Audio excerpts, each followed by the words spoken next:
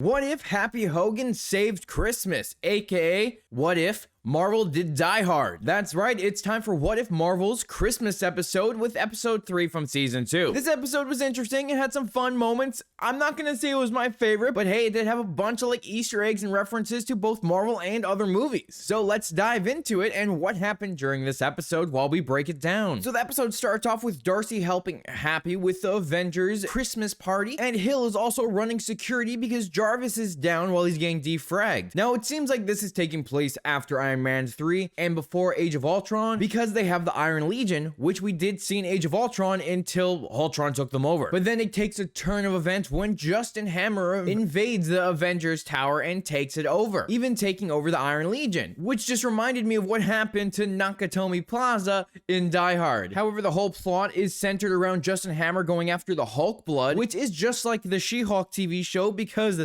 the main plot of that show was the bad guys getting their hands on some Hulk blood. But that's what leads us to this Die Hard Christmas special with Happy Hogan running around Avengers Tower trying to avoid these bad guys, crawling through the vents like John McClane, even falling out of the vents like Paul Blart Mall Cop in his movie, all to secure the Hulk blood before Justin Hammer does. And the funny part is, while he's in Tony's lab, we see more trick arrows from Hawkeye with a confetti arrow, which that arrow gets used later on in the episode to distract the bad guys by putting it on a mannequin and having it go off, causing confetti to go everywhere. Now this felt like a reference to a movie which I swear to God I've seen, but I can't remember for the life of me what it's called. So if you know what this is a reference to, let me know down in the comments. However, while Happy's trying to secure the Hulk's blood, he manages to stab himself with it, injecting himself, turning into this purple Hulk, which I don't think I've ever seen a purple Hulk. Honestly, it reminded me more of Parasite from DC Comics than anything. There must be a reference to something here, so let me know if you have any idea of what this could be in the comments. But throughout it, while Happy's making his way through the Avengers Tower, we see a bunch of suits in the Avengers suit room where they design their costumes. We get some looks at a Hawkeye suit, a Thor suit, a Captain America one, as well as a Black Widow one. We see that Hawkeye and Bruce Banner are at the toy store because Hawkeye is trying to get an Iron Man toy for his kids or he can't come home. Which is funny because there's Hawkeye toys on the wall as well. No one wants. They're on sale and the wall is full, but there are no more Iron Man toys, which all the kids want. Just showing again how no one likes Hawkeye. That is the joke, where Hawkeye is not as popular as anyone else. And then we also have a bunch of AI references during this, with Darcy referencing Edith and Friday, where Friday was the AI that replaced Jarvis, and then Edith was the AI that was given to Peter during Far From Home. And then later, Darcy uploads a German AI called Wernen, which could be a reference to Werner von Strucker from Agents of S.H.I.E.L.D., which is Baron von Strucker's son that we did see in Age of Ultron. While Happy is fighting Justin Hammer, he calls him Hulk Hogan because he's a Hulk and his name is Happy Hogan. So I thought that was a cool reference there. However, with that, let's dive into the more specific references that I kind of skipped over because I wanted to talk about them together. Like all the Die Hard references. I did talk about Happy Hogan in the vents like John McClane. However, he even references John McClane. My mental blockbuster aisle. Hey, John McClane, focus! Darcy referencing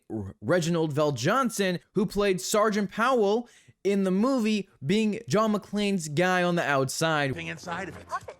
Are you asking me to be your Reginald Vell Johnson? Reginald Vell Johnson, that's what you remember from the movie? When Happy jumps out of the window from the suit room, swinging back into another window, that's just like how John McClane did when he jumps off the roof into one of the offices during Die Hard. And then Justin Hammer falls out the window like how Hans Gruber did during Die Hard, but Happy saves him because that's what heroes do. Then we had a bunch of Age of Ultron references as well during this episode, which is why I think this takes place before Age of Ultron and between Iron Man 3, because we have a reference to the sun's getting real low. The sun's getting real low, pal, like super winter solstice kind of low. And that's exactly how Natasha would get him to calm down during Age of Ultron, is by saying, sun's getting real low. Then when Happy is fighting the Iron Legion, they're doing it in the same room where the Avengers fought the Iron Legion when Ultron took them over. Happy is also covered in oil and stuff to resemble blood, which is like how Scarlet Witch was in Multiverse of Madness. Hammer calls in the Hulkbuster, which we did first see in Age of Ultron, and then hits Happy repeatedly in the head like Tony did to Hulk when the Avengers finally show up and they have that slow-mo shot of the whole team jumping in, and that is just like what we saw at the beginning of Age of Ultron when they're all going in to fight Hydra. So some cool references in this episode. I'm sure there were some other movie references that went right over my head because I'm not as well versed in some movies, but it was a fun Christmas episode. I still think I liked yesterday's episode a little bit more with what if Peter Quill attacked Earth's mightiest heroes. But this was still cool, showing a different perspective on the Hulk blood, the Avengers,